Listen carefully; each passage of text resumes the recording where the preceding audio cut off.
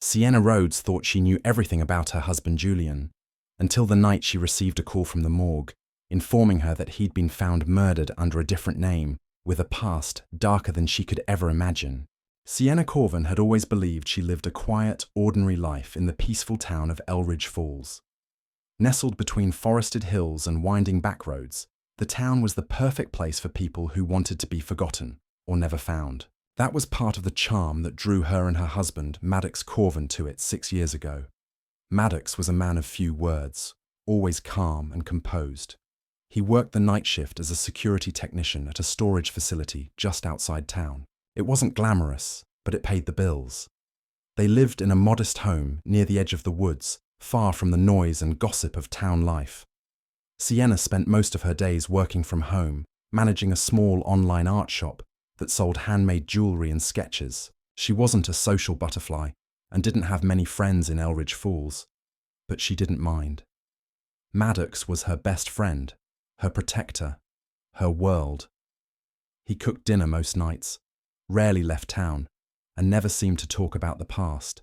It didn't seem strange at the time.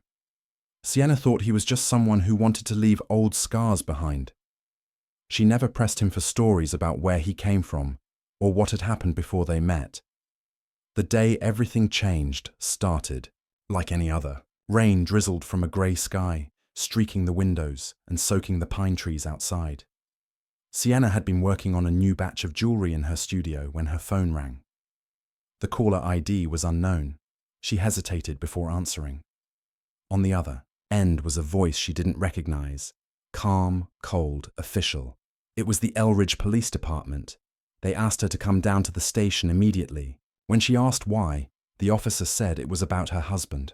Her hands trembled as she drove through the rain-slicked streets. Her mind raced with thoughts of car accidents, hospital visits, and minor arrests. But deep down, something darker crept into her thoughts. Something told her this was no accident. When she arrived at the station, she was led into a small room with white walls and metal chairs. A detective sat across from her and told her, as gently as possible, that Maddox Corvin had been found dead. According to the report, a jogger had stumbled across a car parked awkwardly near the trailhead at Miller's Grove, a quiet section of forest just a few miles outside of town. Inside the car was Maddox, slumped in the driver's seat, a single gunshot wound to the head. The car was locked from the outside.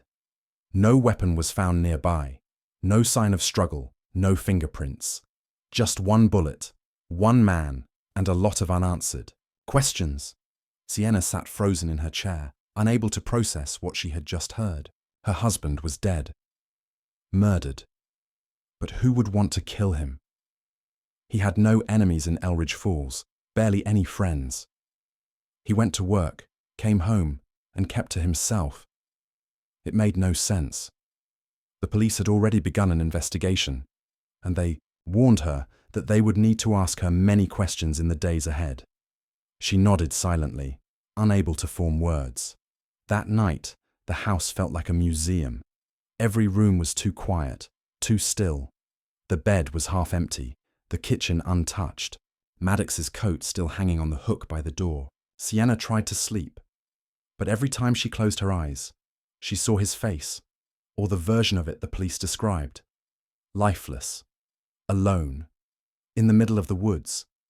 She kept wondering why he had driven out there. Maddox rarely went anywhere besides work. He didn't like the woods. He never hiked. Why would he be at Miller's Grove in the middle of the day? Something didn't add up. Over the next few days, Sienna drifted through waves of shock and confusion. Friends from her online art community sent messages of sympathy. Neighbors dropped off food. But Sienna felt detached from everything. Maddox had always been her rock. And now he was gone, torn away by violence she didn't understand. And yet, deep inside her, something had started to shift. A question kept rising, one she had pushed away for years. Who was Maddox Corvin really? The days following Maddox's murder were a blur of questions, official visits, and cold silence. Sienna remained in her home, barely eating, barely speaking. just staring at the front door as if he might still walk through it. She had loved Maddox deeply, but now she realized she had loved him without truly knowing who he was. That realization hit her harder than any police report. 3 days after the funeral, 2 detectives returned, this time with more than condolences. They told Sienna, bluntly and without ceremony, that Maddox Corvin did not exist in any official database. No birth certificate, no driver's license, no social security number. The name he had used for years appeared to be fake. His fingerprints had been submitted to federal authorities and had triggered a response. That's when Sienna learned the man she had married was not Maddox Corvin at all. His real name was Julian Rexton. Julian Rexton had once lived in Chicago and had been under investigation for the suspected murder of his business partner, Deacon Viles, nearly a decade ago. They had co-owned a high-end real estate firm that collapsed, in a scandal involving fraud, forged contracts, and missing investor funds. According to federal records, Julian had been charged with multiple counts of wire fraud and obstruction of justice, but before he could be taken to trial, he vanished. Authorities assumed he had fled the country or died. In fact, some believed he had faked his death. They had no proof, until now. Sienna's heart raced as the detective placed a photo of a younger Julian Rexton on her coffee table. She stared at the image, unable to deny the resemblance. Same jawline, same eyes, only without the beard and extra weight Maddox had grown over the years. It was him, her husband, but not her Maddox. Suddenly, their quiet life together took on a new meaning. His refusal to join social media, his avoidance of long trips, his hesitance around anything involving government documents, all of it now made sense. He hadn't just been private, he had been hiding. The police weren't just investigating a murder now. They were unraveling a web of deception that had been carefully spun over the course of nearly 10 years. The FBI took over the case, and soon their agents were walking through her living room, asking questions she had no answers to. Had Julian ever talked about Chicago? Did she know about the fraudulent business? Did he mention the name Deacon Viles? Was she aware of any money or assets he might have hidden? Sienna felt like she was drowning in a past that wasn't hers. The house, once a place of warmth and safety, became a crime scene in slow motion. The agents seized Julian's computer, external drives, and even the wall safe he kept in the back of their closet. They froze their joint bank accounts, suspecting they might contain laundered funds. Sienna couldn't even pay for groceries without permission. Despite everything, she insisted she had no knowledge of Julian's past life. She had married a man who told her he had grown up in foster care and wanted peace. She had never questioned that story. She had accepted him without needing details. Now, that trust had left her defenseless. More disturbing than the legal nightmare was the sense of betrayal that settled in her bones. Julian, Maddox, had lied about everything. The way he held her, the way he promised her forever, the life they had built, it had all been a cover. Had any of it been real? Or had he used her as part of his disguise? The media eventually caught wind of the story. Headlines flashed across news sites. Fugitive murder suspect found dead in small town. Paparazzi appeared on their quiet street. Neighbors who once waved hello now crossed the street to avoid her. Sienna became a curiosity, a puzzle piece in a case far larger than herself. And through it all, one question refused to leave her mind. If Julian was hiding for nearly a decade, who found him and why now? A week after the truth about Maddox's real identity had been revealed, Sienna received a manila envelope with no return address. It had been left at her front door without anyone noticing. The envelope wasn't stamped, which meant someone had delivered it by hand. Inside, she found a single printed photograph and a short typed note on plain white paper. The photo showed Julian, Maddox, in a crowded bar, smiling and leaning in close to a man Sienna didn't recognize. The man's face was partially shadowed, but something about it sent a chill through her. The note said only 6 words. He was never going to escape. Her fingers trembled as she stared at the image. She hadn't known Maddox to drink or go to bars. He told her he didn't like loud places. Yet here he was, laughing, casual, relaxed, like a different man altogether. That photo couldn't have been more than 2 years old. Someone had been watching him long before his murder. Sienna took the envelope to the detectives. They examined the paper for fingerprints and analyzed the image. The bar appeared to be in Colorado, which meant Julian had traveled without her knowledge. The man beside him was quickly identified through facial recognition as Eron Vale, a known associate of Deacon Viles, Julian's business partner, who had died under mysterious circumstances in Chicago. Eron had a record of money laundering and assault. He had disappeared around the same time Julian went on the run. The theory forming among investigators was chilling. Julian may have made a deal with Eron years ago, either to fake Deacon's death or to help cover it up. But somewhere along the way, that alliance had fractured. The feds believed Julian had been trying to completely disappear, cutting all ties, even with those who once helped him. Sienna now saw that her quiet life had been part of a larger escape plan.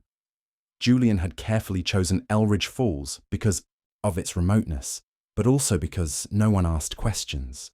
His job was untraceable, paid in cash through a private contractor. Even their home was bought under a false name. He had been laying low, hiding in plain sight. Still, none of this answered the real question. Who killed him? Then came another shock. A young woman named Yvette Cullis showed up at the station. She claimed to be Julian's former girlfriend from Chicago, one he dated right before meeting Sienna. Yvette had seen Julian's photo in a news article and recognized him instantly. She told the detectives she believed Julian had been trying to reach out to her just a month before his death. According to her, he left a voicemail asking her to meet in secret. She hadn't responded. Yvette mentioned that when they were together, Julian kept a black notebook locked in a small safe, something he never let her touch. He claimed it had insurance in case things went bad. That detail caught the agents' attention. They went back to search the wall safe in Sienna's house more thoroughly. Behind the original contents, hidden in a thin false bottom, they found a second compartment. Inside was a small black notebook. It was filled with handwritten pages, sketches, maps, and notes in Julian's rushed script. Some of the pages outlined large sums of money moved between untraceable accounts. Others listed names, some crossed out in red ink. One name stood out, Deacon Viles. Next to it, a line was drawn with the word erased. Another name below it, Eron Vale, underlined twice. This notebook revealed what authorities had long suspected. Deacon's death had not been random. It had been planned, and it appeared Julian had been documenting everything, possibly to use as leverage if Eron ever turned on him. The notebook was a time bomb. If someone found out he still had it, they would have every reason to silence him. Sienna sat on her porch that night, clutching a copy of the photo and the strange note. A storm rumbled in the distance, and thunder echoed through the hills. She realized now that her husband had been living on borrowed time, and maybe, just maybe, she was the next loose end. Sienna began to feel eyes on her wherever she went. At the grocery store, a black sedan lingered in the parking lot a little too long. At the gas station, a man wearing sunglasses remained inside his car even after filling up, staring in her direction. She wasn't sure if she was being paranoid or if the people Julian had once feared were now watching her. After the notebook had been discovered, the FBI took it into custody. Sienna was told it contained names of offshore accounts, details about money laundering operations, and disturbing references to several people who had gone missing under suspicious circumstances. People who had once worked with Julian and Eron Vale. Although agents assured her they would protect her, their presence only reminded her how deep she was in this world she hadn't chosen. One of the agents, a quiet woman named Marla Gresh, tried to calm Sienna by saying she wasn't a suspect and that she had clearly been kept in the dark. But Sienna couldn't shake the feeling that she wasn't just a witness anymore. She was a liability. Julian's past was unraveling faster than anyone expected, and she was the only person left who had lived by his side through it all. The media grew more intense. Reporters camped outside her home, speculating wildly about what she might have known. They suggested she had helped hide Julian, that she had spent stolen money, that her entire marriage had been a long con. She stayed inside most days, curtains drawn, terrified of opening the door. Her friends, few as they were, no longer visited. People whispered when she walked by, and children stared at her like she was a character in a horror story their parents talked about when they thought no one else was listening. Sienna's only relief came late at night, sitting in the quiet stillness of the house she now hated. She began looking through Julian's old things, searching for something, anything, that might make sense of the man she'd married. Among his belongings, she found a flash drive taped beneath his desk drawer. It wasn't password protected. Inside were several folders labeled only by dates. The files contained recordings, conversations Julian had secretly taped over the years. Some were of business meetings, others of phone calls with unfamiliar voices, but one recording stopped her cold. It was a call between Julian and Eron Vale. Julian's voice was tense. He was demanding something. Safety, it seemed. Eron's voice was cold, threatening, filled with veiled warnings. The words that chilled her the most came at the end of the call. Eron said, "You can bury secrets, but graves don't stay quiet forever. You'll wish you stayed dead." The timestamp was from only 2 months ago. Sienna realized then that Julian had been trying to escape again. He must have known Eron had found him. The reappearance of Yvette Cullis, the photo in the bar, the strange note, it all aligned. Julian hadn't just been hiding. He had been preparing for something. He knew his time was running out. That same night, Sienna noticed her front door had been left slightly open. She was sure she had locked it. Every light in the house had been off except the lamp by her chair. Nothing appeared to be taken, but something was different. A single item had been moved, Julian's wedding band, which she had placed in a jewelry box in her bedroom. It was now lying on her kitchen counter. That wasn't a coincidence. Someone had been inside. Someone who wanted her to know they could get to her. Any time. The police confirmed a forced entry, subtle but real. They dusted for prints and promised to patrol more often, but Sienna no longer felt safe. She began sleeping in short bursts, a flashlight and kitchen knife under her pillow. The FBI offered her protective housing, but she refused. She needed to stay close. She wanted answers. Running wouldn't bring them. A few days later, another envelope arrived. This time it was left inside her mailbox. Inside was a photo of her, taken from a distance as she stood at Julian's grave. No note, just the image. She understood the message. They were watching her, and they weren't finished. Sienna could no longer pretend her life might return to normal. Every day brought new threats, silent warnings, and deepening shadows from Julian's past. Though authorities assured her they were closing in on Eron Vale, they admitted he hadn't been seen in weeks. It was clear now that Julian's murder hadn't been a single act of revenge. It was part of a much larger reckoning, one that wasn't finished collecting its debts. And Sienna, whether she liked it or not, had become the final piece on the board. She began to review the flash drive repeatedly, analyzing every second of the recordings. In one muffled clip, she caught Julian referencing a storage unit he'd rented under a false name. The date and location were hard to make out, but Sienna played the file over and over until she pieced together enough of the details. The unit was in a nearby town, about 40 minutes away, and the name on the rental agreement matched an alias Julian once used on financial records tied to the offshore accounts. Without telling anyone, not even the FBI, Sienna drove out early in the morning, dressed in plain clothes, and parked far from the facility. She walked the rest of the way. Her heart pounded as she keyed in the code she had found scribbled on the back of one of Julian's notebooks. The gate clicked open. Inside the unit, buried beneath tarps and boxes, was a metal case. Inside that case were 2 phones, an old camera, and a thick folder marked If I'm gone. She hesitated only briefly before opening it. The folder held Julian's handwritten letter, pages long, explaining everything. He had once trusted Deacon Viles, his original business partner, but their operation had turned violent. When Julian tried to walk away, Deacon refused. Eron Vale, who'd been Deacon's enforcer, had approached Julian with a deal: fake Deacon's death, take the money, and disappear. But it hadn't gone smoothly. Deacon had fought back and ended up actually dead.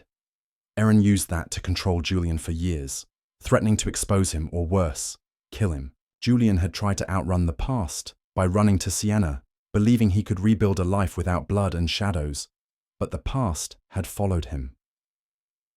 Julian's letter ended with a warning to Sienna. He believed Eron would eventually come for him, and, if that happened, she needed to give the contents of the metal case to the authorities. It contained everything: banking data, names, conversations, proof of laundering, and perhaps most critically, an unedited video clip of Eron admitting to orchestrating not just Deacon's cover-up, but several other disappearances. Julian had hidden it all, waiting for the right moment. Sienna turned it all over to the FBI that same day. The reaction was immediate. Federal agencies launched coordinated raids on several known associates of Eron. Within 48 hours, they found one of Eron's hideouts torched, abandoned, with traces of blood and a single fingerprint that matched a man named Taris Brell, another former associate believed dead. Eron was now the subject of a nationwide manhunt. Sienna's role was no longer just that of a grieving widow. She was now a key witness in a federal case. But even as law enforcement closed in, the danger wasn't over. One night, weeks later, her phone rang just before midnight. A voice, distorted and cold, told her simply, he wasn't the only one who knew. Then, the line went dead. Authorities traced the call but came up with nothing.